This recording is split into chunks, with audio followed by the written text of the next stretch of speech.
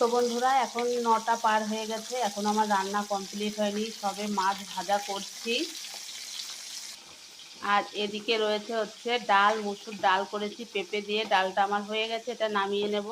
আর এদিকে রয়েছে মাছের যেহেতু ঝাল করব, সব কিছু একসঙ্গে বেটে রেডি করে রেখেছি।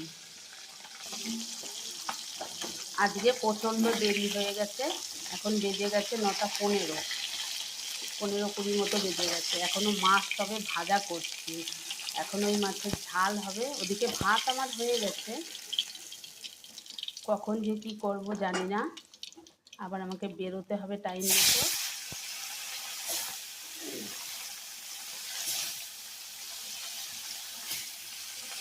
তো চলো ঝটপট রান্নাটা আমি ছেড়ে নিই, পরে আবার কথা হবে।